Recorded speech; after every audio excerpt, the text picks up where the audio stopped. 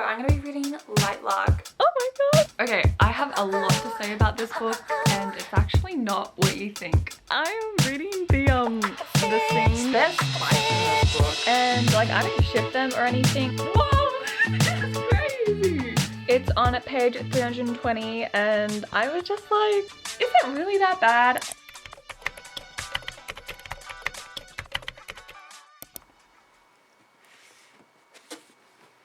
Hey Riley besties, welcome back to my channel. I hope you're well. Today is a bit of a different video. I'm gonna be doing a reading vlog, but I'm gonna be reading LIGHTLARK. Oh my gosh guys, I've been wanting to read this book for so long, and this book has been like, you know, so popular recently. I've seen so many videos pop up on my feed about like reactions to LIGHTLARK, but I haven't really seen a author's or a writer's reaction to LIGHTLARK, so that is what this video is going to be about. I do follow Alex on Instagram, and she's been so inspirational, and I really am behind her work. However, I'm yet to actually read her work, so it's gonna be really interesting. And by the end of the video, I'll have a big sort of spiel about my thoughts, particular things that I thought about this book, and a sort of writer's take on this new novel. And honestly, it's been so long since I've read a YA book, so I'm just really excited to be reading this one, especially since Nightbane, I think it's called, comes out very soon, so it's kind of quite fitting to read this now. So I'm gonna go ahead and start this book this afternoon and see how it goes. So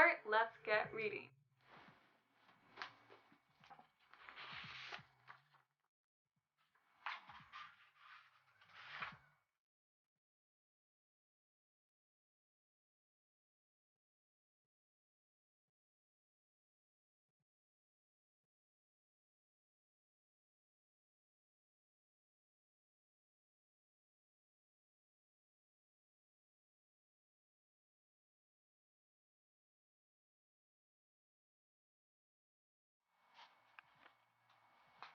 Okay, so I have kind of read up to page 33, which is at chapter 5. So I've read the first 5 chapters of LIGHTLARK so far this RV. And some of my first impressions is I kind of like it. It's kind of good. I did actually read the first chapter in store, like in Target, while I was gonna buy the book. And I was definitely captured quite quickly by the book, but something that really did actually sort of surprise me is the richness of Alex's writing and how like pretty it is. There's some quotes that I've literally just highlighted because I just thought I was like, wow, like that's a really pretty way to put it. And I'm just really curious to see how this sort of continues in the book and if she stays consistent with it. And I know it's kind of like more of a writerly sort of mindset to look upon, but the whole premise of this story is very interesting. It is definitely very... wow, there's lots of birds outside. I also really do like the characters and how distinct they are. They're very like easy, I thought, at least going into this book, since there were a lot of characters, and maybe, I don't know if it goes into character POVs. I thought it was going to be a little bit hard and confusing, but she did it really well. The only problems I have so far with the first 5 chapters were just some like literal tiny wing things, like just like awkward phrasing, which is simply like not anything. It's just me being picky. So that is my sort of first impressions of LIGHTLARK. I can't wait to read some more of it, hopefully tonight and into the next few days, and yeah, I'll update you next time.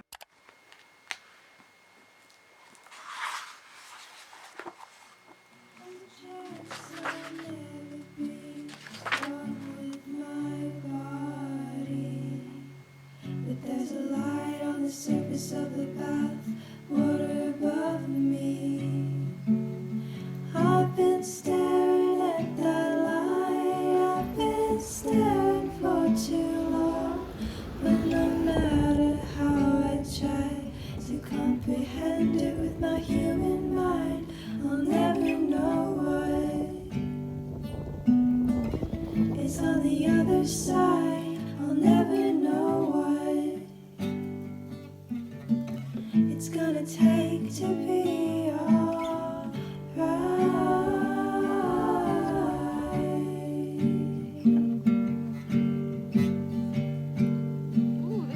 There's a moment that I pause because you're thinking about me.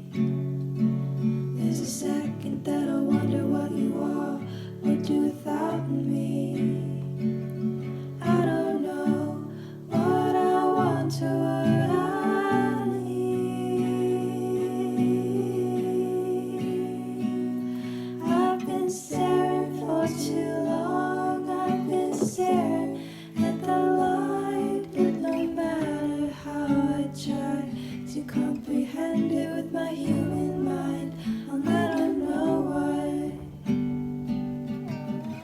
is on the other side. I don't know what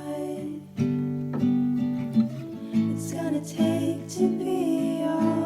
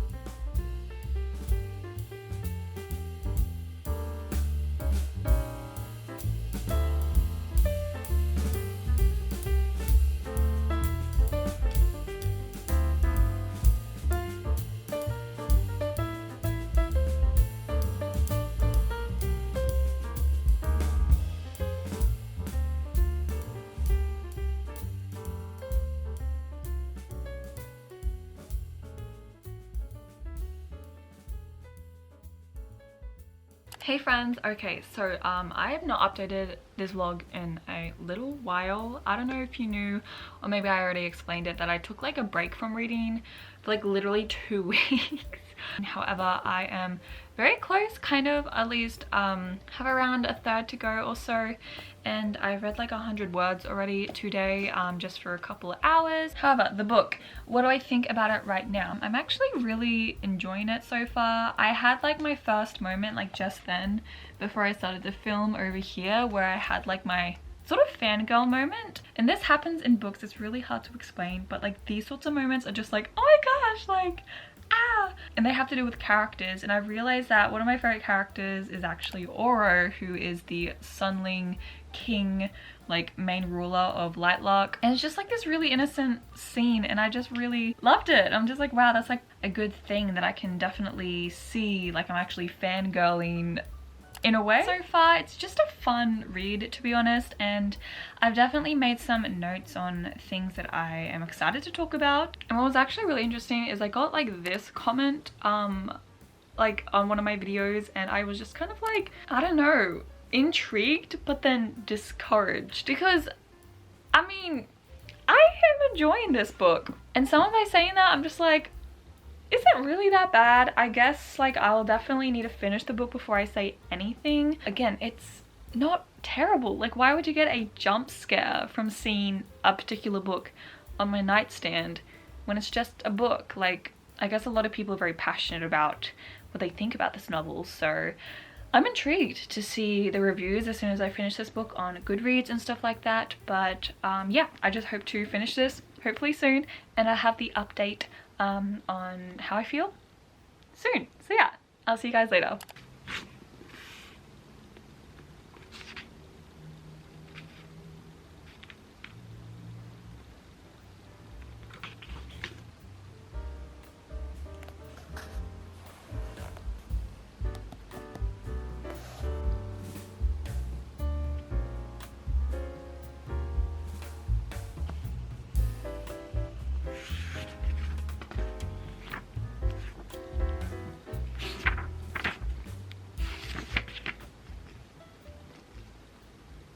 Okay, another update. I've been reading, of course I've been reading, and I know my favorite character, and he, oh my gosh, it's Oro. I think I talked about him before, but I realized that I really do love him, and he's just so sweet. And like, I'm not kidding, I wish I filmed it, but I literally screamed and fangirled like out loud. I was like, ah. So that's a good sign. It's on page 320 and I was just like, he's so selfless.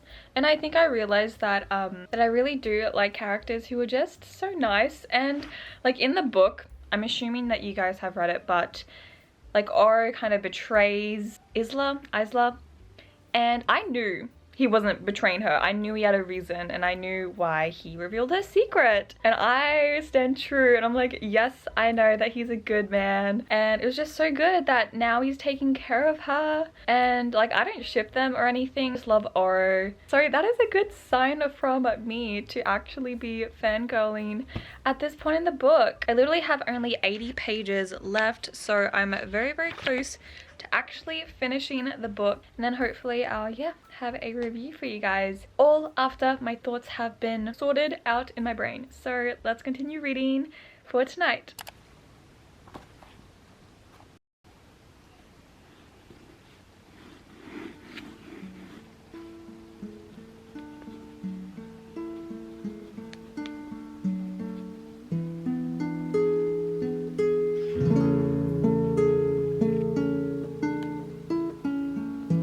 Your home is a land that I'll never know. Tell me about your farmyard home and how your love was built on lofty hopes, or how you did the best that you could do.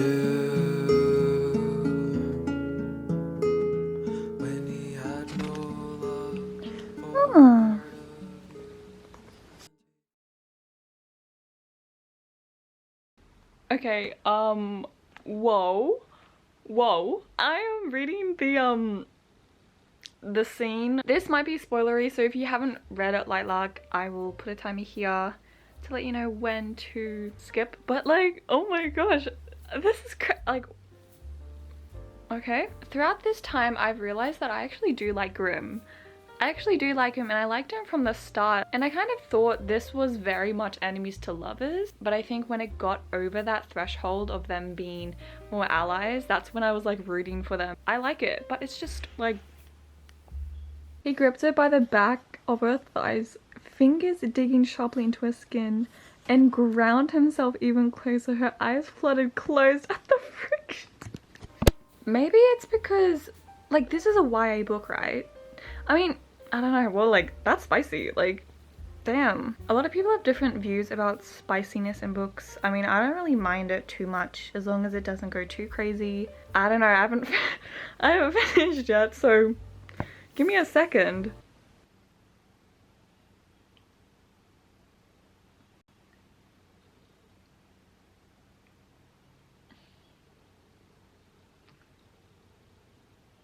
Whoa! This is progressing too far. Damn.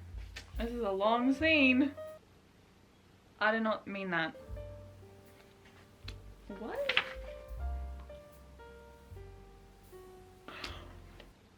Whoa! This is crazy! This is a YA book. I gotta stop. This is crazy. I don't know why I'm overreacting. Like, but damn. There's spice in this book. Oh! Sorry. I just can't. I don't know. Let's just move on to the next page. But I'm not even gonna... Sorry, I feel a little bit uncomfortable looking at that right now. But let's go ahead and read. I have how many more chapters left? I'm up to chapter 50. So I have 6 more chapters to go. Also, sorry if my hair is like really messy. It's like my shower hair, so it's always like half drying. On that note, I kind of do like the lack of like romantical insinuations within the book with the other like rulers, and like I don't like too much pairing going up.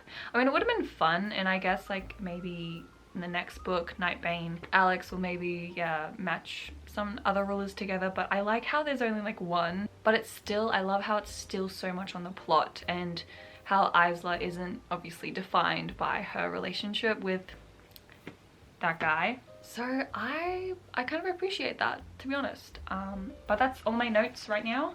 So let's continue reading, finally. Sorry. Yeah, let's go.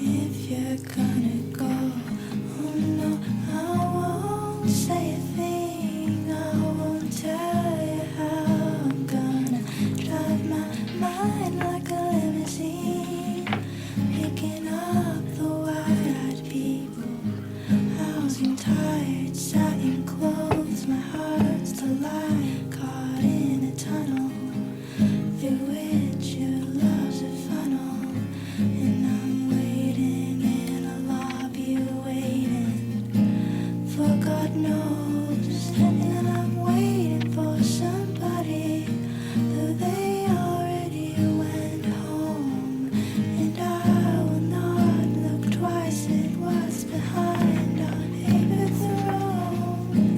If it must be so, it will be so.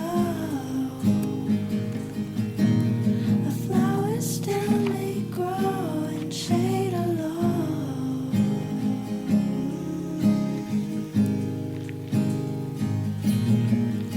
If I'm gonna go, oh no, I won't look away from the tears trying to speak to me by glaring into my face.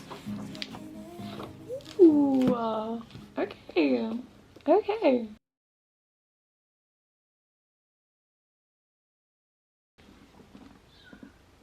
Okay, so I just finished it. Okay. I actually have a lot of things to say. I'm probably just gonna take a little break, gather my thoughts, and I'll have a review for you guys at the end of the vlog, which is like the main part of the video. So, but all in all, I liked it. It was fun.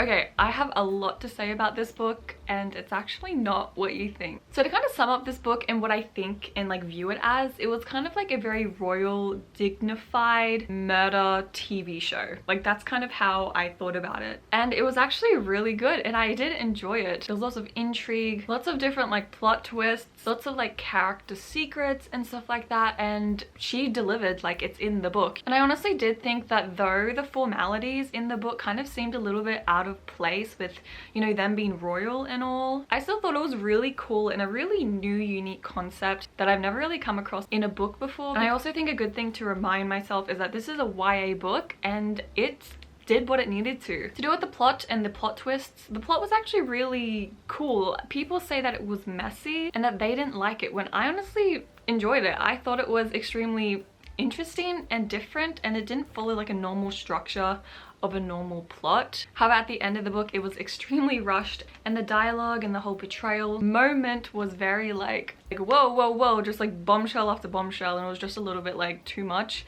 But I mean, that's okay. I think it's maybe because it was like an action sort of sequence, and that's why it was so fast, but I did think it was a bit too quick. Lastly, for an overall view, the characters were actually good. I was surprised at how interesting they were and how different they were. If you guys didn't know, my favorite character is Oro. I love Oro. He's the king. I think he's so cool. However, the main character, Isla, I'm gonna call it Isla. I have a lot to say about her, but that's in the other half of this review. I have my phone, I have a lot of notes. We're gonna get into it. Let's talk about the good things, the things that Alex Aster did well in this book. Firstly, okay, this is a sort of like kind of good until I ended up like seeing all my annotations and realizing that I'm not sure anymore. I did have good language and nice imagery in the book. A lot of people hate the writing in this book, which what? I thought she introduced the world so well, and it was like even in the 3rd and like 5th pages, there were sentences like this. Her stories were fruits in a tree, sweet and limited.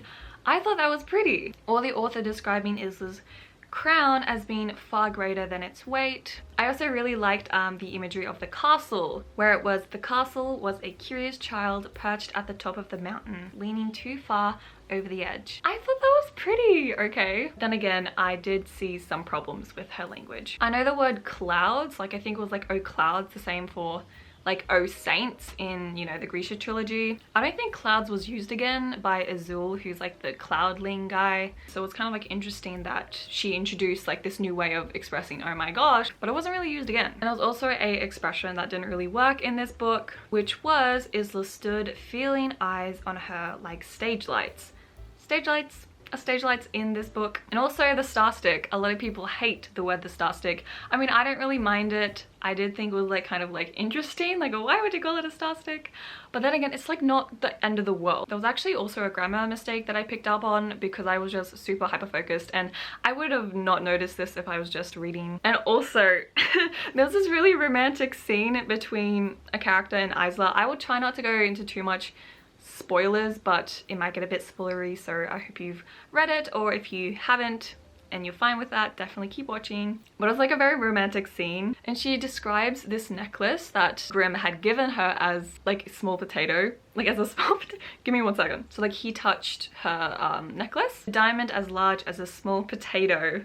She wrapped her arms around him, hands interlocked behind his back. Okay. So although there were some very good examples of language, there were also some very poor choices of language, which I mean, I don't really mind at all. They're just very nitpicky things. But all in all, I thought the language was fine apart from these very specific examples, because overall it was actually kind of pretty. I don't really mind, but it was actually good. And I think her writing is fine. I think it's good actually, so there you go. Another thing that she did well was actually she was able to really well and quickly reveal the characters. Of course, since there were a lot of characters, I thought it was going to be extremely messy, but Alex Aster actually really did manage it pretty well. Another thing that was good in the book was the dialogue and action sort of balance, and the ratio was actually really well done. I was just really surprised at like how good the fight scenes were also, and how witty, or at least like entertaining a little bit, the dialogue was. It wasn't bad, it was fine, and it was entertaining. So I actually did enjoy the action scenes and the dialogue, and I thought the ratio between them was done really well. A lot of people did have a lot of, you know, backlash and a lot of bad comments about info dumping. I thought she managed it also very well. It was very quick, it was very spaced out. Some info dumps, or at least explanations, were very randomly placed, but still it wasn't too noticeable. The same with also the backstories slash like memories when Isla, the main character, was training, and she went through some really traumatic stuff, like oh my gosh. But I thought that was really well done. It was very natural, very insightful, and necessary, I feel. The next thing that she did well was actually the shortness of the chapters. Although some were very awkwardly length, like extremely short and then a little bit longer, especially towards the end of the book, I thought in general I like short chapters, and I thought it moved the plot through very, very well. And through every single scene, I feel like she kept the audience moving. And of course, as a writer, I think I was able to really appreciate her for that, for just like keeping the main character moving, and of course keep the reader moving with her. Another thing that is actually really interesting is I liked how things were unfruitful. I liked how the plans failed, and countless times. For example, when Isla was going through the libraries and she couldn't find what she was looking for, she was unfruitful every single time. And I liked how Alex still kept it. It's not like she skipped or made the plot perfectly align. I like also when they were looking for the heart of LIGHTLARK with Isla and Oro, and how it was unfruitful there. I just adore stories that include that sort of disappointment, that sort of like, oh, this was all for nothing. Because it really wasn't all for nothing. We were able to see a lot more about the relationship between Oro and Isla as they were looking for what they were looking for. And I think it's just realistic. Do you know what I mean? And the last thing that I found really good about this book was the fact that I fangirled, and that usually doesn't really happen. It took me like a little bit past halfway in the book, or a little bit more, where I actually fangirl for the first time. And a fangirl for me is where I like literally like, ee! Like that's the demonstration, by the way. It was basically only Oro, the reason I fangirled, which actually happens a lot in books where I'm not too like intrigued with the plot, even though like it's there. It's characters that get me through. So the fact that Alex was able to create Oro as a character that appealed to me is a good sign. And also the fact that Oro and Isla reminded me of Queen Charlotte. I don't know if you guys have watched that show, but literally there's a scene where Isla is like, you are the king of LIGHTLARK, the most powerful person in all the realms. And Loki, like, that made me like so happy, because I love Oro, and I think, although I have a lot to say about Isla, just wait. I love Oro. I also do like, and this is a bit of a spoilery, but at the end of the book, I love how the basis of love was friendship and trust. And the fact that Grimm was pushed out of the picture, I mean, I don't really mind Grimm. He was a good character, but I just loved how nothing else happened between Isla and Oro. And at the end of the book, they didn't even kiss, but it was still like bound by a platonic appreciation and trust for one another, which I completely love. And I felt like that was extremely unexpected in a book like this, which is so popular over TikTok. I thought like they would get together, and I thought the love triangle would be pushed so much more, but I am so glad it wasn't pushed. I'm so glad that the two boys weren't fighting over her. It was more so that Isla chose, and Oro was a sort of character who kept it to himself because he didn't even know what he was feeling towards her. So this fact like probably made the book for me and made me actually really enjoy it. But let's go ahead and go to the bad things about this book. I have a lot to say. Okay, so the first thing is the world building.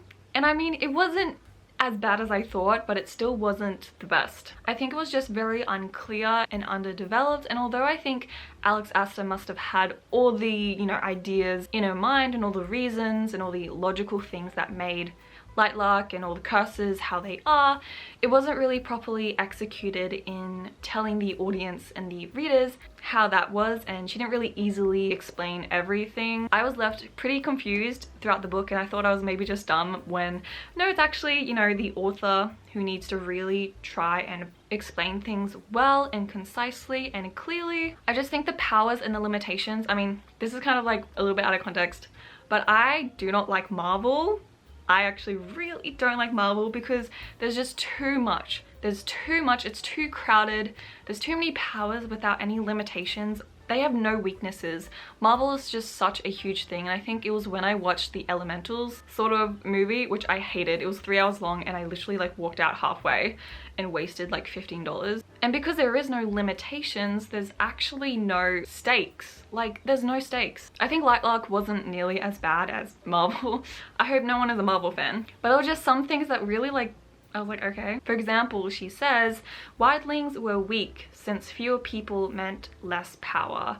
And I guess that makes sense, but it's still just like, I don't know, very, I don't want to say poor because that seems like a very, you can tell I really am, you know, hesitant to use negative language. But I just thought it was a bit of a poor way of describing why wildlings were weak. Like, because there were lesser people. Like, I guess, but like, does that mean that they were weak from their powers, or they were weak as a kingdom? Everything was left pretty unexplained.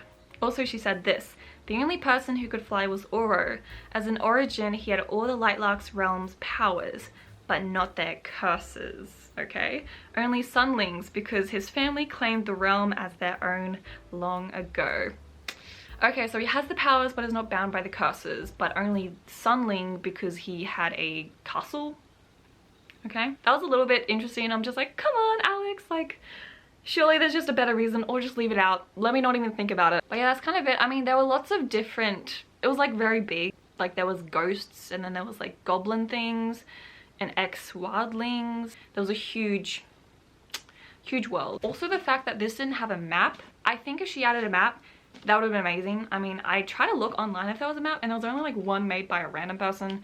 But this needs a map, because honestly it was a little bit hard placing where all the realms were and all the kingdoms and blah blah blah. I don't know, it was just a little bit confusing. Although it was very mythical in my mind, I kind of enjoyed the looseness of how she explained things. Like, she didn't have to go into the world building of this is north, this is south, you know. It was very much left open for the audience, which can sometimes be a bad thing for other people. But this review is very subjective, so I'm talking about me and I don't really mind that too much. But it was just the powers and the sort of limitations. But I'll get more into the powers specifically very soon, and I have a lot to say about that as well. Okay, the next thing that's bad about this book is Isla Crown. I don't like her, and that's usually very much expected. I very frequently do not like the main characters, especially if it's a female character, and especially if they're extremely strong, have no weaknesses, and are just annoying.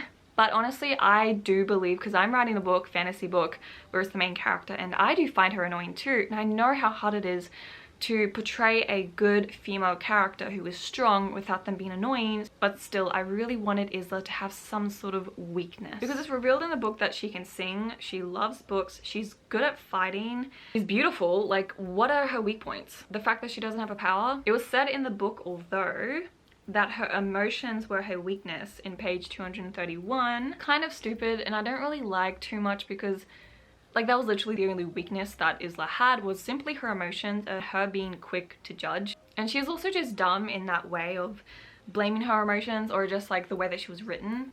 Because for example, she knows that Oro is a integral part of the plan. What does she say?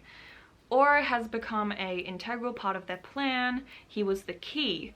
And then on the next page, Isla spat at his feet and hoped that told him what she thought of him. Like, you can surely mask your emotions if you're able to mask the fact that you're, like, I think she sticks her hands into a fire and she doesn't flinch. Like, how can she not mask her emotions and befriend Oro and not spit at his feet like that when she literally realized on the other page that she needs Oro to like her, and her own fate and her kingdom's fate is literally hinged on this fact. Also the fact that she was extremely selfish. There was this one particular quote that I was just like, are you kidding me? Where Isla says all he, which is Oro, so all he cared about was his people and breaking curses. He didn't care about her. This, like, isn't that noble? Isn't that noble that he is not selfish? But the fact that she's so emotional, I don't like that being seen as a flaw and a way that like she rashly acts, and that's like the only thing pinning her for being a weak character. I think that's bad because I get emotional. I get real emotional, and I don't think as a main character Isla should have that as her only weakness, because emotions as women, like, they're a beautiful thing, and I don't think it should be pinned in a way that shows like her downfall is because of her emotions, because she loves this person, because she acted rashly, because she was too passionate. Like, passion is a good thing, and I really was disappointed the fact that Alex has to use this as an excuse to make sure that her main character wasn't perfect. So I don't like the main character, I'm sorry. The next bad thing about the book is actually some inconsistencies with my favorite character Oro, since I did, you know, pay a lot more attention to him, since I did really like him. But like one chapter he just completely changed. Like nothing changed objectively in like the world or in their situation, but Oro just switched. Oro is supposed to be very reserved and like calm and unnerved, and almost like he doesn't understand social cues. So this is the quote. He says, "I'll see you tomorrow," he said, baring his teeth, making it sound like a threat. Like, that's something Oro wouldn't do. I know Oro. And the fact that it kind of went on in this chapter where he just changed and just was making snarky comments and just doing this, and then the next chapter he was normal. Oro seems so much like Grimm right there that I think Alex might have got a little bit caught up, a little bit mixed up. And there's also some just really awkward dialogue, at least with Oro in particular, to go with what I previously said, where they're going in like a hole or something, and Isla says, "Will something break my fall?" And she's literally like a little bit terrified, and Oro just says, obviously that's not him. Okay, the next thing is a little bit problematic, and it's about the dreams, and this might be a bit spoilery, but Grimm kind of sent her very sexual in nature dreams, which I was like, was that consensual? But of course it's revealed that they weren't dreams but memories. But then again, like, him wiping the memories of Isla, is that okay? And I know that's maybe me being but like, I was just thinking about that. I'm like, I mean, though she enjoyed them, I don't know, it's very interesting. Okay, the next thing that I thought was probably the biggest, along with the world building, again, was the powers and their limitations. As like I was talking about with Marvel, there were just too many powers.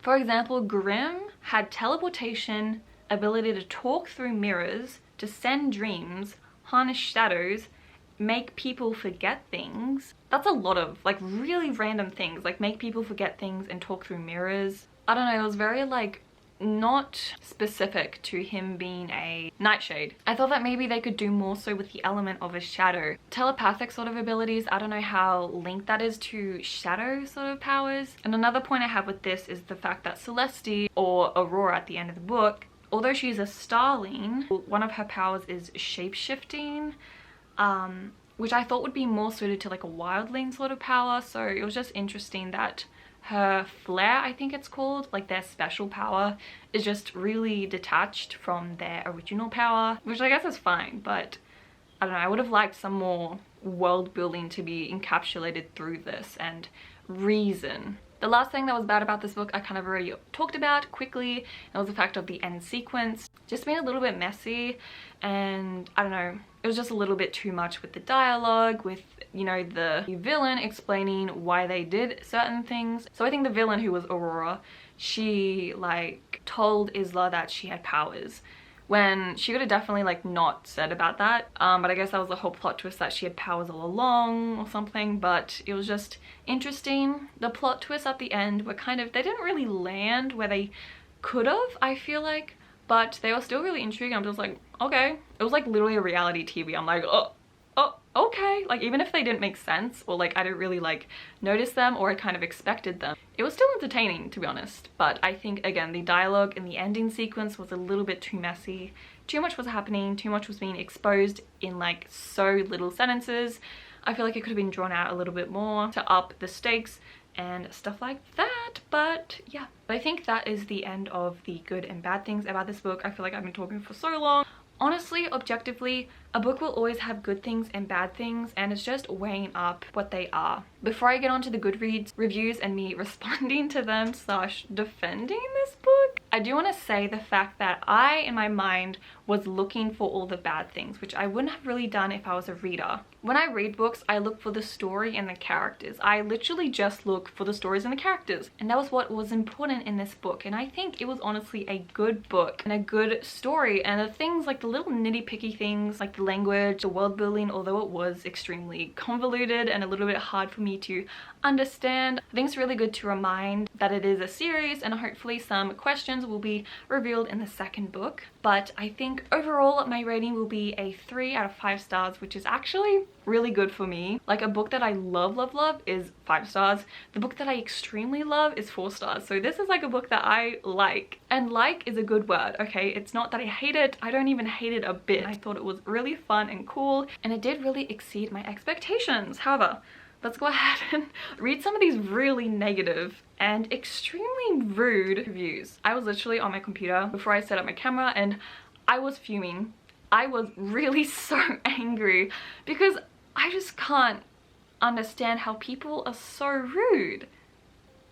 One review said this: imagine eating cardboard as a salad, and that's what this book is like. Whoever rated this 3 stars and above is absolutely 100% lying to you.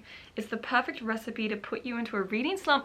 Excuse me, I'm gonna stop you right there. I think also the reason why I did like this book is the fact that it brought so much nostalgia. I haven't read a YA book in so long, and again, remember, it's a YA book. Why are you like critiquing this like it's an essay? It's like a story. It's a kid's story. If you take away everything else, this book is just poorly written and nonsensical. It's bad, and not in a guilty pleasure sort of way, but in a I'm offended that you thought you could sell this to readers sort of way. You guys are the ones who wanted this book. To be honest, these people who write these reviews are literally helping Alex Aster achieve what she wants. This book didn't contain the tropes and quotes that were promised. You know, the ones she posted on TikTok for the purpose of promoting her book.